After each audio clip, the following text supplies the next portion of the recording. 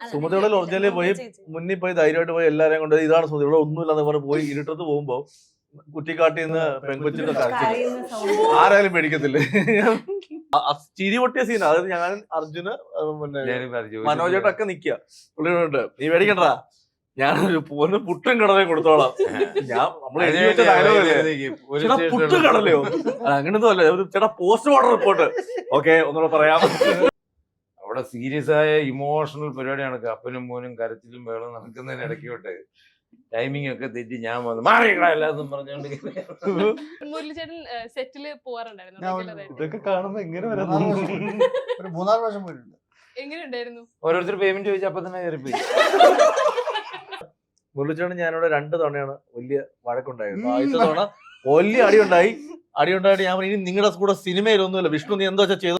അവൻ ഈ ബ്ലൂടൂത്ത് കൊണ്ടുവന്ന് ഒരു കാട്ടിൽ ഒളിപ്പിച്ച് വെച്ചിട്ട് പാട്ട് ഇടുക, എന്നിട്ട് പിള്ളേരുടെ സൗണ്ട് ഇടുക, പെൺകുട്ടികളെ അലക്കുന്നവരെ അലപ്പിക്കുക, ഇതൊക്കെയാണ് അവന്റെ ചെറിയ ചെറിയ ഹോബീസ്.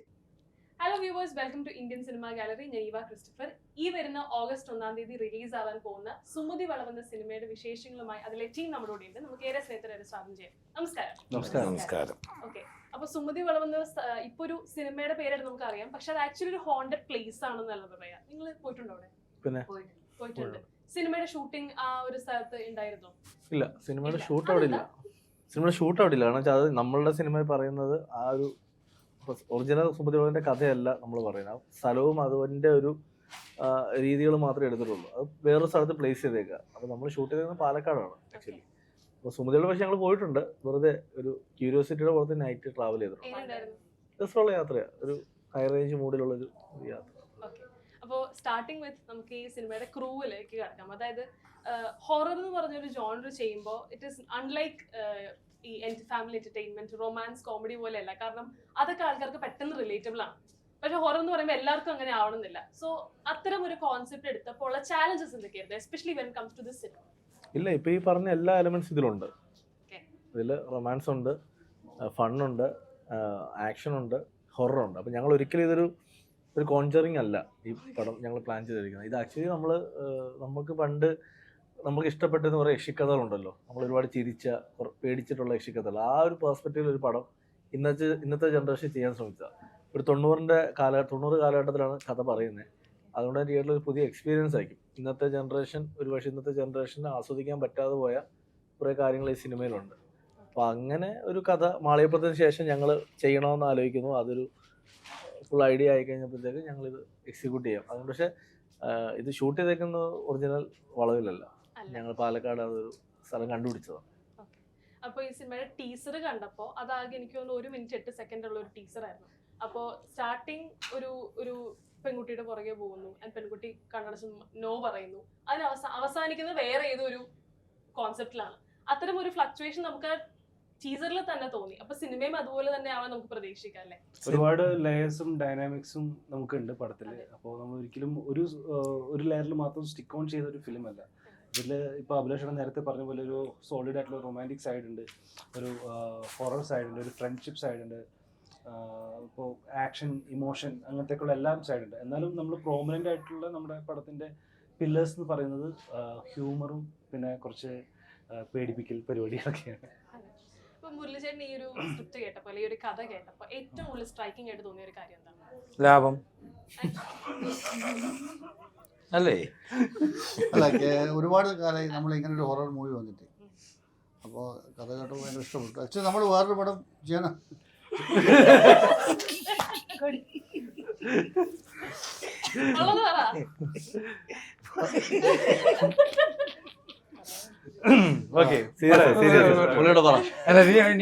ആക്ച്വലി നമ്മൾ അഭിലാഷിനെ കഴിഞ്ഞ 1.5 വർഷം 2 വർഷം അല്ലേ, 2 വർഷം മുന്നേ ക്രൗൺ ക്ലാസ്സിൽ വെച്ച് കണ്ടതാണ്. അപ്പോൾ നമുക്കൊരു പടം ചെയ്യാന്ന് പറഞ്ഞു. നമ്മൾ വേറെ സബ്ജക്റ്റ് ഉണ്ടായിരുന്നത്. അപ്പോൾ പിന്നെ അങ്ങനെയാണ് സുമതി വളവിലേക്ക് പിന്നെ ചർച്ച രണ്ടാമത് വരുന്നത്. ആ പടം നടക്കാൻ കുറച്ച് വൈകും. അങ്ങനെ സുമതി വളവ് ചെയ്യാമെന്ന് പറഞ്ഞു. കഥ കേട്ടപ്പോൾ തന്നെ എനിക്ക് ഭയങ്കരമായിട്ട് ഇഷ്ടപ്പെട്ടു. ഇപ്പോൾ ബോബജനിലേക്ക് വരികയാണെങ്കിൽ ഞാൻ പണി സിനിമ കണ്ടപ്പോൾ എനിക്ക് മനസ്സിലായൊരു കാര്യം, പണി അറിയാവുന്ന ഒരാളാണ് എന്ന് നമുക്ക് മനസ്സിലായി. കാരണം ആ ഒരു അതായത് എന്താ പറയാ, നമുക്ക് തിയേറ്ററിൽ കണ്ടപ്പോൾ ഭയങ്കര ഒരു ഫ്രഷ് ഫേസ് ആയിട്ട് നമുക്ക് തോന്നി. കാരണം അത്രയും മെയിൻ ലീഡ് ക്യാരക്ടറിൽ ഈ ഓണസ്റ്റ്ലി സ്പീക്കിംഗ് ജോജാനോടൊപ്പം ഈ കട്ടയ്ക്ക് നിന്ന് ചില സീനുകൾ നമുക്ക് ഭയങ്കര ഇതായിട്ട് തോന്നിയായിരുന്നു. Thank you. അവരെടുത്തു നിൽക്കുന്ന ഒരു ഫീല് തോന്നി. സോ അത്തരം ഒരു ക്യാരക്ടർ അല്ലെങ്കിൽ അത്തരം ഒരുപാട് ആ ഒരു ക്യാരക്ടർ ചെയ്തിട്ട് ഈ ഒരു ക്യാരക്ടറിലേക്ക് വരുമ്പോൾ വ്യത്യാസങ്ങൾ എന്തൊക്കെയാണ്? ബിക്കോസ് വ്യത്യാസങ്ങൾ ഉണ്ടാകുമ്പോൾ അതിനകത്ത് വേറൊരു ഡൈനാമിക് ആണ്, പക്ഷെ എന്നാലും മേജർ ആയിട്ട് ചേട്ടൻ തോന്നിയൊരു വ്യത്യാസം. ഫസ്റ്റ് ഓഫ് ഓൾ എന്ന് പറയുന്നത് ഇത് ഈ സിനിമ രണ്ടും രണ്ട് ജേണറാണ്. ഇപ്പം പണി എന്ന് പറയുന്ന സിനിമയിലെ ആ കഥയോ കഥാപാത്രവുമായിട്ട് ഒരു ലിങ്കും ഇല്ലാത്തൊരു ഒരു സിനിമയാണ് സുമതിയോളം എന്ന് പറയുന്നത്. അപ്പോൾ ഇതൊരു ഹൊറർ. ഞാനിതിനകത്ത് ആക്ച്വലി ഇതിൻ്റെ തുടക്കം തന്നെ എന്നോട് സാധാരണ സിനിമയുടെ കഥ ആദ്യം പറയുന്ന റൈറ്ററോ ഡയറക്ടറോ ആയിരിക്കും. ഇത് എന്നോട് വന്ന് നേരിട്ട് കഥ പറഞ്ഞ പ്രൊഡ്യൂസറാണ്. ആ പ്രൊഡ്യൂസർ പറഞ്ഞ കഥ വെച്ചിട്ടാണ് ഞാൻ ഓക്കെ പറയുന്നത്. അതിന് ശേഷമാണ് അഭിയും ഞാനൊക്കെ ഇരിക്കുന്നത്, വിഷ്ണുവായിട്ടൊക്കെ പിന്നെ സംസാരിക്കുന്നത്. ഞാൻ ആ ഫസ്റ്റ് മുള്ളിച്ചേട്ടൻ പറഞ്ഞ വൺ ലൈനിൽ തന്നെ ഞാൻ അല്ല അതിലൊരു കാരണം വെച്ചാൽ നമ്മൾ ഈ ഒരു കഥാപാത്രം ആര് ചെയ്യുന്നുള്ളൊരു കൺഫ്യൂഷൻ ഒന്ന് രണ്ടാൾ ഇവർ പറഞ്ഞു. അപ്പോൾ ഞാൻ പറഞ്ഞു വിഷ്ണു ഒരു പണി എന്നുള്ള സിനിമ കാണും. കറക്റ്റ് അതാണ്. അങ്ങനെ വിഷ്ണു പോയി പണി കണ്ടു, അഭിലാഷിനോട് പറഞ്ഞു. അപ്പോൾ നമ്മൾ അങ്ങനെയാണ് ബോബിച്ചേട്ടനിലേക്ക് വരുന്നത്. ഇവർ ഓക്കെ പറഞ്ഞുകൊണ്ട് ഞാൻ നേരെ പുള്ളിയുടെ ഫ്ലാറ്റിലേക്ക് പോയി. പുള്ളി പറഞ്ഞാൽ ഭയങ്കര നിർബന്ധമായിരുന്നു ഈ പടത്തിൽ. Thank you. അത് തന്നെയാണ് സംഭവിച്ചത്. ഞങ്ങളുടെ ഒരു കോമൺ ഫ്രണ്ട് ഉണ്ട്, ഒരു ഡയറക്ടർ ജയൻ നമ്പ്യാർ. അപ്പം ജയൻ നമ്പ്യാരാണ് ആക്ച്വലി ഞങ്ങളെ തമ്മിൽ കണക്ട് ചെയ്ത്. അപ്പം തന്നെ മുള്ളിച്ചേട്ടൻ വിളിച്ചു. ഞങ്ങൾ തമ്മിൽ 2 ദിവസം തന്നെ കണ്ടു, ഫ്ലാറ്റിൽ കണ്ടു, കഥ പറഞ്ഞു, ഞാൻ ഓക്കെ പറയുന്നു. Then it's happen. പിന്നെ ചെയ്ത വേഷം എന്ന് പറയുന്നത് ഞാൻ പറഞ്ഞില്ല, ഞാൻ ചെയ്ത കഥാപാത്രവുമായിട്ട് യാതൊരു സാമ്യമില്ല. ഇതൊരു SI ക്യാരക്ടറാണ്, ബെഞ്ചമിൻ എന്ന് പറയുന്നൊരു ക്യാരക്ടറാണ് ഞാൻ ചെയ്യുന്നത്. കുറച്ച് നെഗറ്റീവ് ഷെയ്ഡുള്ള ഒരു സിനിമയുടെ പല ഏരിയയിൽ കൂടെ ട്രാവൽ ചെയ്തു പോകുന്നൊരു ക്യാരക്ടറാണ്. പഴയ 90കളിൽ കാണുന്ന ശരിയായ ഒരു പോലീസുകാരൻ. അതവരെ ഏൽപ്പിച്ച പണി അത് എനിക്ക് എന്നെ കൊണ്ട് പറ്റുന്നതിന് മാക്സിമം ഞാൻ ചെയ്യാൻ പറ്റുന്നത് ഞാൻ ചെയ്തു കൊടുത്തിട്ടുണ്ട്. ബാക്കിയെല്ലാം ദൈവത്തിൻ്റെ കയ്യിൽ, ഓഡിയൻസിൻ്റെ കയ്യിൽ. അതെ. അപ്പോൾ ഇനി ഗോപിയിലേക്ക് വരികയാണെങ്കിൽ ഐ തിങ്ക് നമ്മൾ പണ്ട് ആസ് എ ചൈൽഡ് ആർട്ടിസ്റ്റ് കണ്ടതാണ് ബാലേട്ടൻ സിനിമയിലൊക്കെ. ഒരുപാട് സിനിമകളിൽ ആസ് എ ചൈൽഡ് ആർട്ടിസ്റ്റ് നമ്മൾ കണ്ടു. അന്ന് ചേച്ചി സിനിമകളിൽ അഭിനയിച്ചു, ഇന്നും ഇപ്പം അഭിനയിക്കുന്നുണ്ട്. ഒരു ട്രാൻസിഷൻ ഉണ്ടല്ലോ, അന്ന് അഭിനയിച്ച ആ ഒരു സെറ്റും കാര്യങ്ങളും ഒക്കെ ഇപ്പോൾ വ്യത്യാസമുണ്ട്. എപ്പോഴെങ്കിലും അന്ന് സെറ്റിൽ ഉണ്ടായിരുന്ന ആൾക്കാർ അല്ലെങ്കിൽ ക്രൂവിൽ ഉണ്ടായിരുന്നവരോ അല്ലെങ്കിൽ അന്ന് കണ്ട ആൾക്കാരെ വീണ്ടും കാണുമ്പോൾ അയ്യോ മോൾ ഒരുപാട് മാറിപ്പോയി അല്ലെങ്കിൽ ഓക്കെ ആ ഒരു പഴയ കുട്ടിയായിട്ട് വീണ്ടും തോന്നിയ മൊമെന്റ്സ് ഉണ്ടായിട്ടുണ്ടോ? അങ്ങനെ സത്യം പറഞ്ഞാൽ ചെറുപ്പത്തിൽ സെറ്റിലുണ്ടായ കാര്യങ്ങളൊന്നും അങ്ങനെ ഭയങ്കര നമ്മളങ്ങനെ സീരിയസ് ആയിട്ട് ആക്ടിങ്ങിന് എടുക്കുക അങ്ങനെയൊന്നും നമുക്കറിയില്ലല്ലോ, കുട്ടികളല്ലേ. ഇപ്പൊ ഭയങ്കര സീരിയസാ. അങ്ങനെയല്ലേ, നമുക്ക് എന്താ കഥ അറിയില്ല, ഒന്നും അറിയില്ലല്ലോ, അങ്ങനെ ചെയ്യല്ലേ. അപ്പോൾ ചെറുപ്പത്തിൽ അഭിനയിച്ചതിൽ സുധീഷ് ഏട്ടനൊക്കെ ആയിട്ട് പിന്നെയും കോണ്ടാക്ട് ഉണ്ട്. അങ്ങനെ പണ്ടത്തെ ആർക്ക്? സുമതി വളവിലോ? സുമതി വളവിന്റെയോ? ഫുള്ളൊന്നും അറിയില്ലായിരുന്നു. ഇല്ല, എനിക്ക് കഥ ഫുള്ളൊന്നും അറിയില്ല, എന്റെ പോർഷൻസ് അറിയാം. അപ്പോൾ ജസ്മിയ ആൻഡ് മാളവിക, അതായത് നിങ്ങൾ എന്താ പറയുക, നമുക്ക് ഈ സിനിമയിലേക്ക് അല്ലെങ്കിൽ ഒരു സിനിമ ഇൻഡസ്ട്രിയിലേക്ക് പിച്ച് വെച്ച് നടന്നു വരുന്ന ആൾക്കാർക്ക് I think it was a big opportunity. കാരണം ഇത്രയും ഒരുപാട് സീനിയർ ആയിട്ടുള്ള എക്സ്പീരിയൻസ്ഡ് ആയിട്ടുള്ള ആൾക്കാരുടെ കൂടെ ഒരു മൂവി ചെയ്യാൻ പറ്റി. ഫസ്റ്റ് ജസ്മിയയിലേക്ക് വരികയാണെങ്കിൽ വാട്ട് വാസ് യുവർ എക്സ്പീരിയൻസ്? കാരണം ഇതിനൊരുപാട് സോങ്സ് ഉണ്ട് ഇതിൽ ആൻഡ് ഹൊറർ, കോമഡി എല്ലാ ലേയേഴ്സും കവർ ചെയ്യുന്നുണ്ട്. സോ ഒരു പാക്കേജ് പോലെ it was A good experience for you എന്ന് ഞാൻ പ്രതീക്ഷിക്കുന്നു. What was your experience personally? It was a really great experience. പിന്നെ ഒരു ഓപ്പണിംഗ്, ഇതുപോലൊരു ഓപ്പണിംഗ് കിട്ടുക എന്ന് പറഞ്ഞാൽ വളരെ ചുരുക്കം ആൾക്കാർക്ക് കിട്ടുന്നതാണ്. അപ്പം അതൊരു ഭാഗ്യം തന്നെയാണ്. ഇത്രയും നല്ലൊരു ടീമിൻ്റെ കൂടെ, ഇത്രയും എക്സ്പീരിയൻസ്ഡ് ആർട്ടിസ്റ്റുകളുടെയും ടെക്നീഷ്യന്മാരുടെയും കൂടെ, അതും എന്നെ ഇതുവരെ കാണാത്തൊരു ലുക്കിലും ആ ഒരു വേഷത്തിലും അങ്ങനെ ഒരു വേഷം ചെയ്യാൻ പറ്റാന്ന് പറഞ്ഞത് അതൊരു, പക്ഷേ ഈ പറഞ്ഞ മാതിരി സോങ്സിലും അങ്ങനത്തെ സംഭവങ്ങളിലൊന്നും എനിക്ക് എക്സ്പീരിയൻസ് ചെയ്യാൻ പറ്റിയിട്ടില്ല. പക്ഷെ അത് കാണുമ്പോൾ ഇപ്പോൾ കൂടുതൽ ആൾക്കാരായിട്ട് എനിക്ക് അങ്ങനെ കോമ്പിനേഷൻസ് ഇല്ല. അപ്പം ഇങ്ങനത്തെ പ്രൊമോഷൻസിൽ കൂടെയാണ് ഞാൻ ഇവരൊക്കെ ആയിട്ട് ആക്ച്വലി കമ്പനി ആവുന്നതും എല്ലാം. പക്ഷെ movie was a really great experience, one of the best I had in my life. I think Jasmiya ഭയങ്കര ഫെമിലിയർ ആണ് എല്ലാവർക്കും. സോഷ്യൽ മീഡിയയിലൊക്കെ വളരെ ഫെമിലിയർ ആണ്, പക്ഷെ I think on the screen നമുക്ക് വളരെ പ്രോമനന്റ് ആയിട്ട് ഈ സിനിമയിൽ കാണാൻ പറ്റും അല്ലേ? അപ്പോൾ മാളവികയ്ക്ക് എങ്ങനെയാണ് ഈ മൂവി എക്സ്പീരിയൻസ് എങ്ങനെയാണ് ശരിക്കും?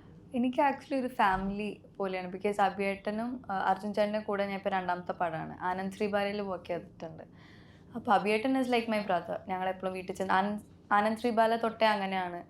അപ്പോൾ എനിക്ക് അഭിയേട്ടൻ്റെ ഫിലിം, വിഷ്ണു ചേട്ടനെ എനിക്ക് ആ സമയത്ത് ഞാൻ ഇങ്ങനെ കണ്ട് പരിചയമൊക്കെ ഉണ്ട്.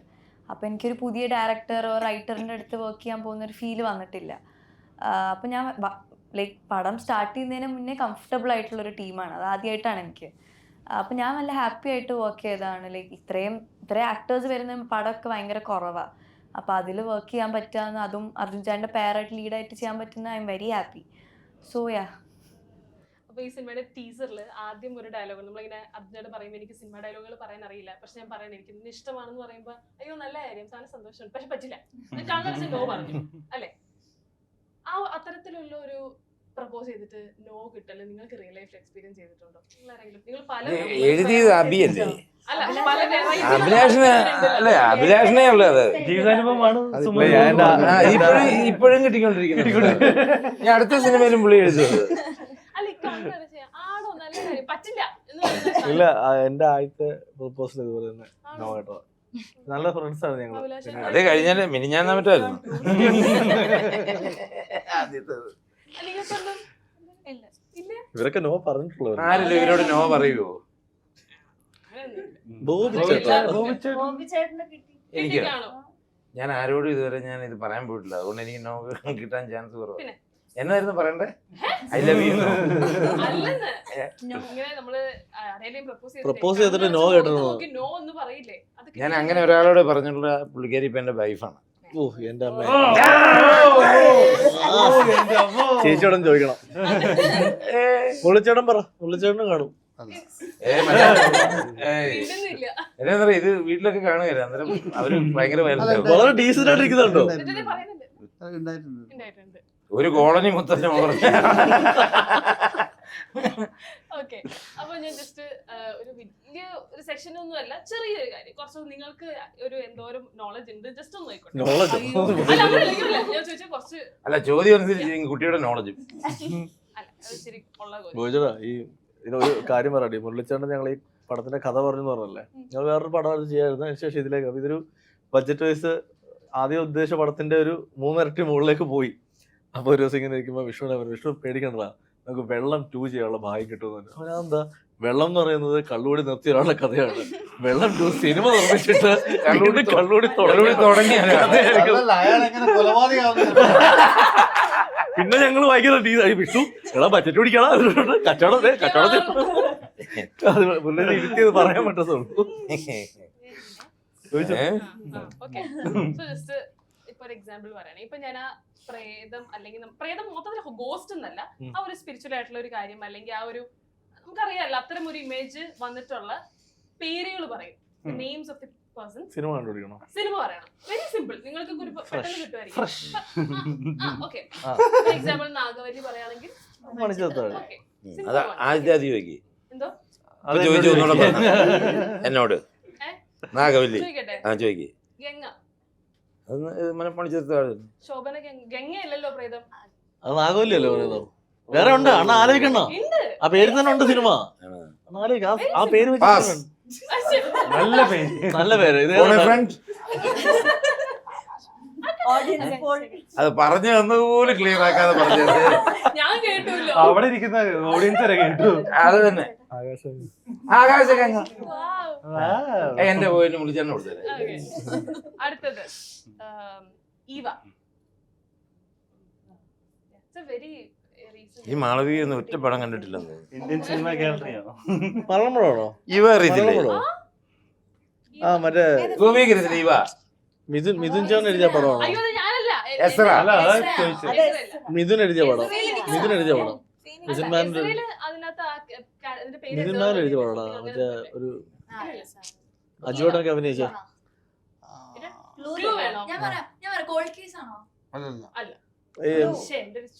മിഥുൻ ചേട്ടൻ എഴുതിയ പടമാണോ? അല്ല മിഥുൻ ചേട്ടൻ എഴുതിയ പടമല്ലേ മറ്റേ അജു ഒക്കെ അഭിനയിച്ചേ?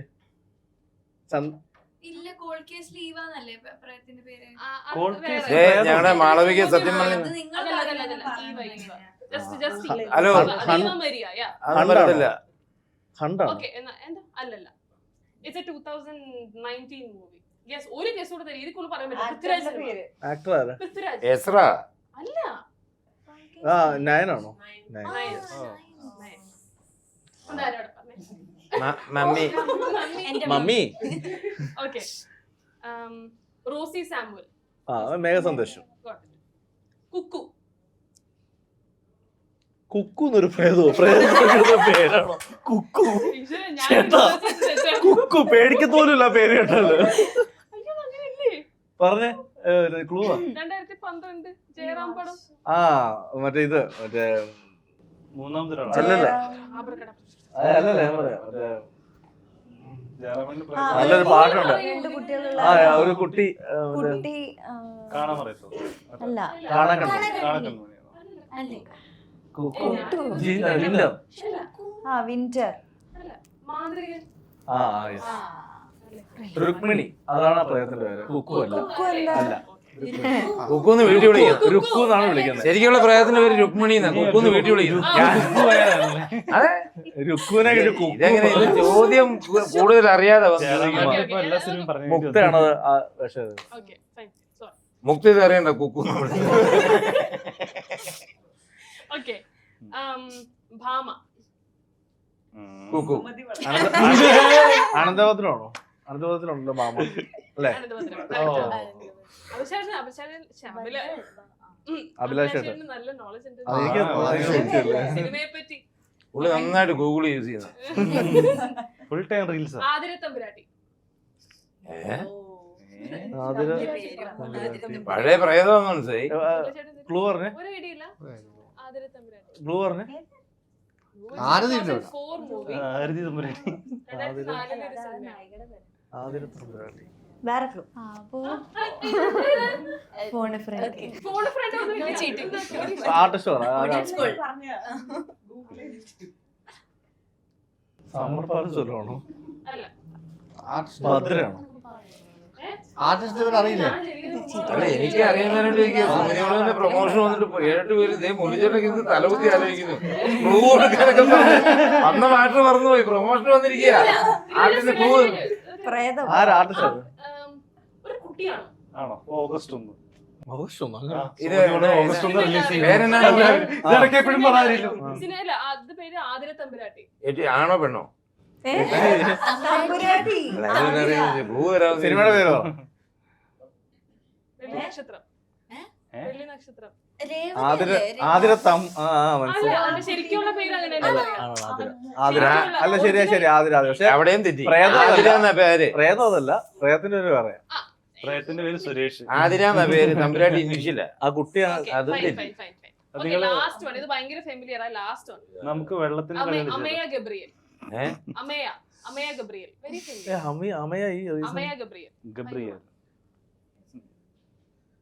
അമയ ഗബ്രിയൽ. ഗീതാഞ്ജലിയാണോ? അല്ല അല്ല. അമയ ആ പ്രേതത്തിനെ ഭയങ്കര രസമായിട്ട് വിളിക്കുന്നുണ്ട്. അല്ലല്ല ഈ Clue. One of the big games of Malayalam was there in the movie. ആ Priest. ഓക്കെ. Yeah, okay. കഴിഞ്ഞു. ഇനിയിപ്പോ സിനിമയുടെ സെറ്റിലുള്ള ഒരു കാര്യങ്ങൾ ഒരു ഫൺ നമുക്കൊരു എസ്പെഷ്യലി നിങ്ങൾ ഒരുപാട് അത്രയും ജെല്ലായിട്ടുള്ള കുറച്ച് ആൾക്കാരുള്ളപ്പോൾ അതിൻ്റെതായ ഫൺ ഉണ്ടാവുമല്ലോ. ഈ പ്രേതകഥകൾ പറഞ്ഞ് പേടിപ്പിക്കുന്ന സ്വഭാവം നിങ്ങൾ കൂടുതൽ ആൾക്കാർ. ഞങ്ങളുടെ കൂടെ ഇരിപ്പില്ല അവൻ ബാലു. അവൻ ഈ ബ്ലൂടൂത്ത് കൊണ്ടുവന്ന ഒരു കാട്ടിൽ ഒളിപ്പിച്ച് വെച്ചിട്ട് പാട്ട് ഇടുക, എന്നിട്ട് പിള്ളേരുടെ സൗണ്ട് ഇടുക, പെൺകുട്ടികളെ അലക്കുന്നവരെ അലപ്പിക്കുക. ഇതൊക്കെയാണ് അവന്റെ ചെറിയ ചെറിയ ഹോബീസ്. അപ്പൊ അത് അവൻ നല്ല കഥ. അതിൽ പേടിച്ച് പോയിട്ടുള്ളതാരൊക്കെ? ഞാൻ പിടിച്ചിട്ടുണ്ട് ഒരുപാട്. കാരണം സുമതിയോളിൽ ഒറിജിനലിൽ പോയി മുന്നിൽ പോയി ധൈര്യമായിട്ട് പോയി എല്ലാരെയും കൊണ്ട് ഇതാണ് സുമതി, ഇവിടെ ഒന്നുമില്ലാന്ന് പറഞ്ഞ് പോയി ഇരുട്ടത്ത് പോകുമ്പോ കുറ്റിക്കാട്ടിൽ നിന്ന് പെൺകൊച്ചിന്റെ ആരായാലും പേടിക്കത്തില്ല. അങ്ങനെയൊക്കെ ചെയ്തിട്ടുണ്ട്. അവൻ അങ്ങനെ സൈക്കോ ആണ്. ഞാനും ഗോപി ചേച്ചി അവര് പ്രത്യേക സൈക്കോയാ. നിങ്ങൾ ഈ കാണുന്ന പോലത്തെ ആളൊന്നും അല്ല, പ്രത്യേക സൈക്കോയാ. എനിക്കും ഉണ്ടായിരുന്നു നമുക്ക് കസിൻസ്. ഉണ്ടായിരുന്നു. എല്ലാ കുടുംബത്തിലും കാണിക്കും. എല്ലാ കുടുംബത്തിലും കാണിക്കും. എനിക്ക് തോന്നി ഈ പടത്തിൽ സൈക്കോ അല്ലാതെ ഞാൻ മാത്രമേ ഉള്ളൂ. പിന്നെ ഷൂട്ട് നടക്കുമ്പോ അവിടെ ഒരു ശവക്കല്ലറയുണ്ട്, അങ്ങോട്ടേക്ക് വിളിക്കുക, പിന്നെ പ്രേതകഥകൾ പറയാ, ഇതൊക്കെയായിരുന്നു ഹോബി. വിഷ്ണു ഇന്നാണ് പറഞ്ഞത് ആ വീട്ടിൽ അങ്ങനെ ഒരു കല്ലറ ഉണ്ടെന്ന്. സിനിമ പോയി മൂത്രം ഒഴിക്കാനൊന്നും അറിഞ്ഞില്ല. എനിക്ക് എനിക്ക് ബാലുചേട്ടനെ നേരത്തെ അറിയാം, ചെറുപ്പത്തിലേക്ക് അറിയാം. അപ്പൊ ബാലുചേട്ടനെ നമ്മൾ ചെറുപ്പത്തിലേക്ക്, അപ്പൊ എന്റെ പേരൻസ് ഒക്കെ പറഞ്ഞിട്ടുണ്ട്, അയ്യോ ആ പയ്യൻ വന്നു കഴിഞ്ഞാൽ ഇങ്ങനെ കുറെ കഥകൾ പറഞ്ഞു എനിക്കറിയോ? നേരിട്ട് അറിയായിരുന്നില്ല. അപ്പൊ ചിലപ്പോ മേ ബി എന്നെ പറഞ്ഞ് പേടിച്ചിട്ടുണ്ട്. കാരണം പണ്ടൊക്കെ ഞാൻ ഓർക്കുന്നുണ്ട് ഈ പ്രേതക്കഥ വിളിച്ച് രാത്രി ഞാൻ അത് ഓർത്ത് പേടിപ്പിക്കും. അപ്പൊ അത് ബാലിച്ചേട്ടനെ ആയിരിക്കാം, ബാലുചേട്ടൻ, ചിലപ്പോ ബാലുചേട്ടൻ, ഉണ്ട്. ഒത്തിരി കസിൻസ് ഭാഗ്യം. ഉണ്ടാവുമല്ലോ. ഇപ്പോഴത്തെ ബാലുവിനെ കാണാത്ത കൊച്ചിലേ കണ്ടങ്ങ് പോയി. അതായത് നമുക്ക് ഈ നമ്മുടെ വീട്ടുകാര് നമ്മളെ ബ്രദേഴ്സ് അല്ലെങ്കിൽ കസിൻസിന്റെ അടുത്ത് നിർത്തി കഴിഞ്ഞാൽ അവരെന്തെങ്കിലും പറഞ്ഞ് നമ്മളെ കരയിപ്പിച്ചായിരിക്കും തിരിച്ചുവിടുക. അപ്പൊ ആ സ്വഭാവം ബാലുചേട്ടനുണ്ട്. ബാലുണ്ടോ രാവിലെ ബാലു ചായ പിന്നെ- കൊണ്ടുവന്ന ഒരു വെയിറ്റർ എടുത്ത് ഇന്ന് കഥ പറയുന്നുണ്ട്. പിന്നെ ആവേശ കമ്മിറ്റിയാണ് അർജുന്. കാരണം അർജുൻ ഇതൊക്കെ കേട്ട് കഴിഞ്ഞാൽ അവിടെ പോകാനുള്ള ആവേശമുണ്ട്. ഓ. ചെന്നാ സ്പോട്ടിൽ ചെല്ലുന്നിടം വരെയുള്ളൂ. അത് കഴിയുമ്പോൾ തോന്നും ചേട്ടാ ചേട്ടാ ചേട്ടാ ചേട്ടാ എന്ത് പ്രശ്നം ചേട്ടാ ചേട്ടാ എല്ലാരും ഒരുമിച്ച് വന്നു ഇവൻ നടക്കിയിരിക്കും. ഓക്കെ, എന്നാ ഞാൻ ജസ്റ്റ് ഒരു കാര്യം ചോദിക്കാം. നിങ്ങളുടെ കൂട്ടത്തിൽ ഇപ്പോ സെറ്റിലുള്ള ഒരു ഷൂട്ടിംഗ് സമയത്ത് ഒരു സീരിയസ് ആയിട്ടുള്ള ഒരു സീൻ ചെയ്യാണ്, ലൈൻ മറന്നുപോയി, അവിടെ ചീരിച്ച് കോളമാക്കാൻ ചാൻസ് ആരാ? അർജുൻ. അർജുൻ ചേട്ടൻ ഇവന്റെ പ്രശ്നം എന്ന് വെച്ചാ ഒന്ന് ചിരി പൊട്ടിയാ പിന്നെ അത് ഓഫ് ചെയ്യണമെങ്കിൽ കുറെ സമയം എടുക്കും. എന്റെ മോനെ നമ്മള് ഇൻഫാക്ട് ഒരു ഭയങ്കര ഇമോഷണൽ ആയിട്ടുള്ള അതിന്റെ മേക്കിംഗ് വീഡിയോ എന്തെങ്കിലും ഉണ്ട് ആ സാധനം. സീക്വൻസ് സിനിമ എടുക്കാണ്. കഴിയുമ്പോൾ നമുക്കത് കാണാം. അപ്പൊ ഈ ശ്രീപത്ത് വന്നിട്ട് നമ്മുടെ ആ, അത് തന്നെ, അത് തന്നെ, അത് തന്നെ. ശ്രീപത്ത് വന്നിട്ട് ഒരു counter അടിക്കും. ഞാനുള്ള ഭയങ്കര ഹ്യൂമർ ആയിട്ടുള്ള ഒരു സാധനമാണ്.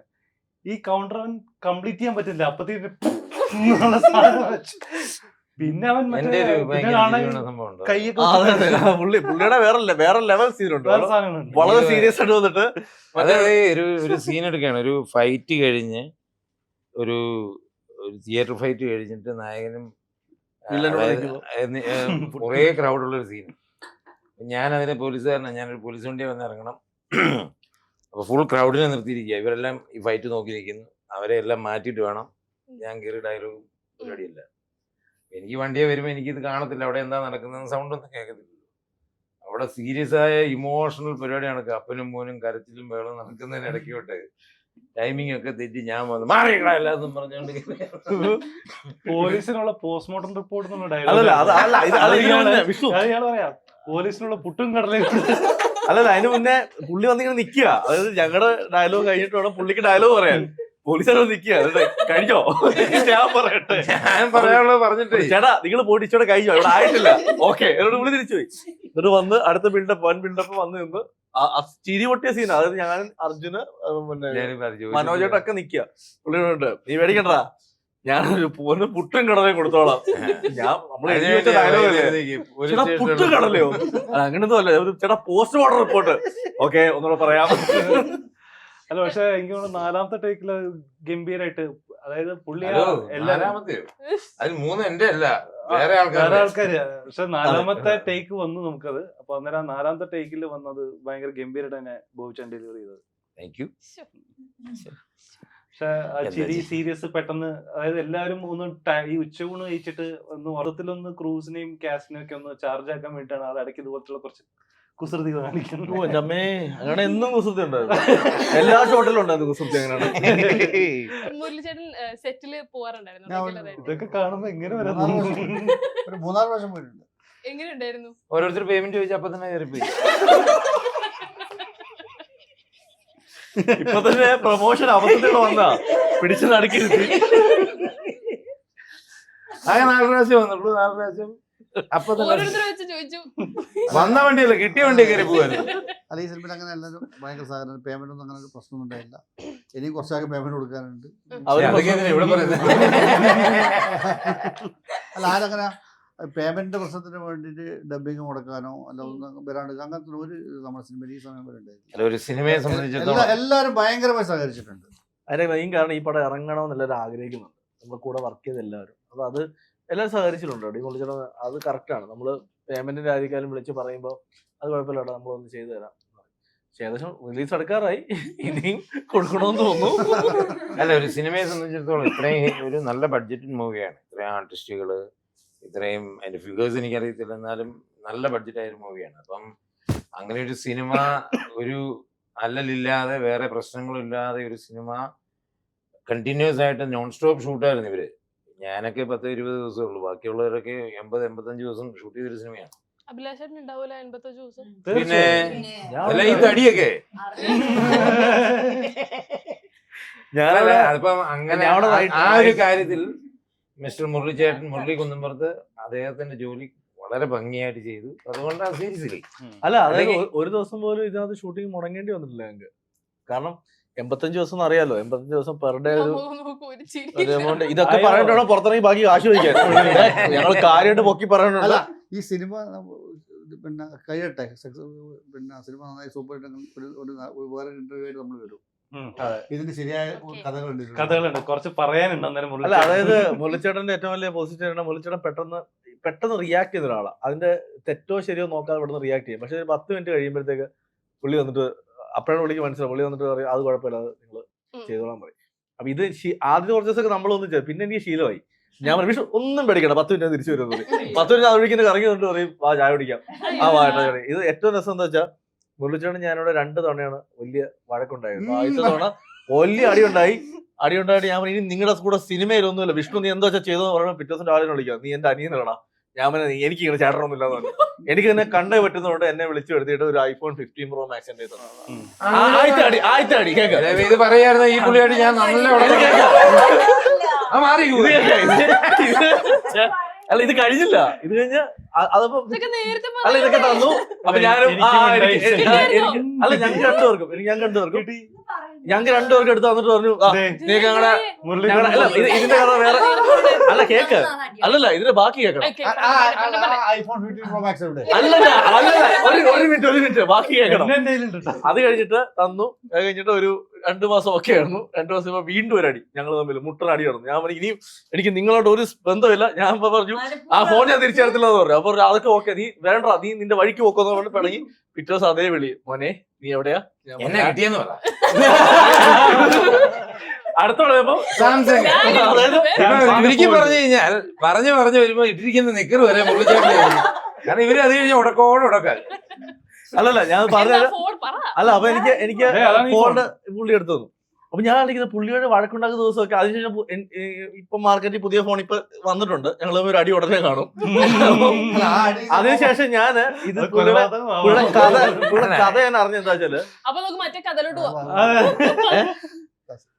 ഏതാ അതൊന്നും കുഴപ്പമില്ല. പിന്നെ നിങ്ങളുടെ കഥ ആർക്കും അറിയാത്തുള്ളൂ. അതിന് പിന്നിലെ കഥ ഞാൻ പിന്നീട് അറിഞ്ഞു. അതായത് പുള്ളി പണ്ട് പുള്ളിയുടെ ലൈഫ് സ്റ്റോറി അറിയാലോ, വെള്ളം സിനിമകൾ കണ്ടിട്ടുണ്ട്.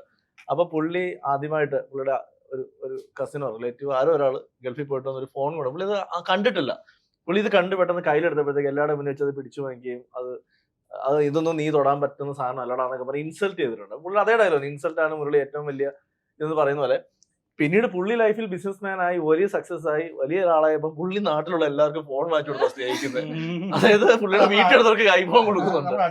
നന്നായി പുള്ളിയുടെ കാറും പിടിച്ചോണ്ട് പഠിച്ചോണ്ട് പോകാൻ നാട്ടുകാർക്ക് അല്ല മുരളിച്ചേട്ടന്റെ ലൈഫ് സ്റ്റോറി നമ്മളൊക്കെ ശരിക്കും പറഞ്ഞാൽ പാടാവുന്ന കാര്യം. കാരണം അത്രയും അതിലൊരു 10% കാണിച്ചിട്ടുള്ളൂ. അപ്പൊ ഒന്ന് ആലോചിച്ചോളെ. ഏത് ഇവിടെ വൈഫ് ഞങ്ങളോട് പറഞ്ഞിട്ടുണ്ട്, അഭിലാഷേ പുള്ളിയുടെ ലൈഫ് 10% സിനിമയിലുള്ളൂ, ബാക്കി എനിക്കാണ് 90% അറിയുന്നത്. അല്ല അത് ആക്ച്വലി വെള്ളം 2 പറ്റിയ ഒരുപാട് കഥകൾ വരും. വിളിച്ചേട്ടാ പുതിയ ഫോൺ വന്നിട്ടുണ്ട്, നമുക്കൊന്ന് നിങ്ങൾ അല്ല വിളിച്ചേട്ടൻ തരും. വിളിച്ചേട്ടൻ ഒരുപാട് സഹായിക്കുന്നത് ഞാൻ കണ്ടിട്ടുണ്ട്, നേരിട്ട് കണ്ടിട്ടുണ്ട്. കാരണം അത് പലപ്പോഴും അത് കാണുമ്പോഴാണ് മനസ്സിലാവുന്നത്. കാരണം പുള്ളി അത് അനുഭവിച്ചു വന്ന ഒരാളായുണ്ടാവും അത് ചെയ്യുന്നത്. അതെ ഞങ്ങളെ മാത്രമല്ല ഈ സിനിമയുടെ ലാസ്റ്റ് ഡേ നമ്മൾ സാധാരണ എപ്പോഴും ഒരു പാക്കപ്പ് പാർട്ടി കൊടുക്കാറുണ്ട് വർക്ക് ചെയ്ത എല്ലാവർക്കും. പക്ഷെ ഇത് കുറച്ച് വ്യത്യസ്തമായിട്ട് വർക്ക് ചെയ്ത എല്ലാവർക്കും ഓരോ ജോഡി ഡ്രസ്സും ഒരു ദിവസം ബാറ്റ എക്സ്ട്രാ പൈസയും കൊടുത്ത ആളാ. എനിക്ക് കിട്ടിയില്ലോ. പിന്നെ എല്ലാവർക്കും കിട്ടിയില്ല. അല്ല അത് വേറെ കാര്യം. ഞാൻ പിന്നെ അന്ന സെറ്റ് ഞാൻ വേറെ കാര്യം അറിഞ്ഞു. പുള്ളി കുറെ പിന്നെ ടെക്നീഷ്യന് പുള്ളിന്റെ കയ്യിൽ നിന്ന് പൈസ എടുത്ത് കൊടുത്തിട്ട് എല്ലാവർക്കും എക്സ്ട്രാ പൈസ കൊടുത്തിട്ടുണ്ട്. ഞാൻ കണ്ടിട്ടുണ്ട്. എന്നോട് കുറെ ആൾ പറഞ്ഞിട്ടുണ്ട് നിങ്ങൾക്ക് ചാൻസ് തന്നു നമുക്ക് പോയിട്ടാ രണ്ടാൾക്കാരല്ലേ. ഇപ്പൊ ഇവര് 3 പേരൊന്നും വേണ്ടുന്നില്ല. ലാസ്റ്റ് യു വൺ തിങ്, അതായത് ഇപ്പൊ നമ്മുടെ സെറ്റിലുള്ള നിങ്ങൾ 3 പേര് നിങ്ങൾ സംബന്ധിച്ച് ആലോചിക്കുകയാണ്, മറ്റു 3 പേര് അല്ലെങ്കിൽ മറ്റു ആർട്ടിസ്റ്റുകളൊക്കെ വെച്ച് നോക്കുകയാണെങ്കിൽ ഒരു പ്രേതത്തെ കണ്ടു അല്ലെങ്കിൽ അവരായിട്ടൊരു എൻകൗണ്ടർ ഉണ്ടായി. ആ പ്രേതമായിട്ട് പിറ്റേ ദിവസം ഒരു ഡേറ്റിന് പോകാൻ ചാൻസ്. സപ്പോസ് നമ്മൾ നമ്മുടെ കേരളമല്ലേ എത്രയോ ആൾക്കാർ മോമോന് വരെ പ്രണയിച്ചവരുണ്ട്. ഞാൻ ചോദിച്ചത് നിങ്ങൾക്ക് എന്താ തോന്നുന്നത്, ആരായിരിക്കും ഇവരുടെ കൂട്ടത്തിൽ ഒരു പ്രേതത്തെ എൻകൗണ്ടർ ചെയ്താൽ പിറ്റേ ദിവസം അവരും കൂടെ ഒരു ഡേറ്റിന് പോകാൻ അത് ചാൻസ് അഭിലാഷ് പള്ളി ആയിരിക്കും. പുതിയ വല്ല കഥയും കിട്ടുമോ അറിയാൻ വേണ്ടിയായിരിക്കും ഞാൻ പോകുന്നത്, വേറൊന്നുമില്ല. അങ്ങനെയാണെങ്കിൽ പോവാൻ സാധ്യത ഉള്ളത് സുമതിയുടെ സുഗതനായിരുന്നെങ്കിൽ പോവില്ല. രമണിയാണെങ്കിൽ പോയത്. ഞാൻ ഈ കൂട്ടത്തിൽ ഇത് പറയുന്നില്ല, ഞാൻ വേറെ ഇന്റർവ്യൂവിൽ ഇത് തുറന്നു പറയാം, സമയമില്ല. ഓക്കെ. അപ്പൊ സിനിമ എന്തായാലും ഈ ഓഗസ്റ്റ് 1 റിലീസ് ആവാൻ പോവാണ്. അപ്പൊ നിങ്ങളെല്ലാവരും എന്താ പറയാ സിനിമയുടെ ഒരു ജേർണിയിലേക്കുള്ള പല ഗ്രേഡിൽ നിൽക്കുന്നവരാണ് നിങ്ങൾ എല്ലാവരും. എന്നാൽ നിങ്ങൾക്ക് എല്ലാവർക്കും നല്ലൊരു സ്റ്റെപ്പിംഗ് സോൺ ആവട്ടെ എന്ന് I wish all the best. പക്ഷെ അതിന് മുമ്പ് ഒരു കാര്യം, ഈ സിനിമ നമ്മൾ തിയേറ്ററിൽ കാണാൻ പോകുമ്പോൾ വാച്ച് ദിസ് വിത്ത് യുവർ എന്ന് പറഞ്ഞാൽ നിങ്ങൾ ആരുടെ കൂടെ കംപ്ലീറ്റ് ചെയ്യും? Best family, family, friends, colleagues, There is no category. I mean, ഒരു കാര്യം can be പെടുന്നുണ്ട്, ആരും പെടാം. ഇന്ന് ഫാമിലി ആണെങ്കിൽ നാളെ ഫ്രണ്ട്സ്, മറ്റന്നാൾ കൊളീഗ്സ്, ലവേഴ്സ് ലവേഴ്സും കാണാം. എല്ലാവർക്കും എന്ത് ചെയ്താലും വീട്ടിൽ പ്രശ്നം ഉണ്ടായിരുന്നു. അത്രേ ഉള്ളൂ. എല്ലാവരും സമാധാനമായിട്ട് ഒരു ഗ്രൂപ്പായിട്ട് പോയി കാണാൻ പറ്റുന്ന ഒരു സിനിമ. ഓക്കെ. അപ്പോ I wish you all the very best. Thank you.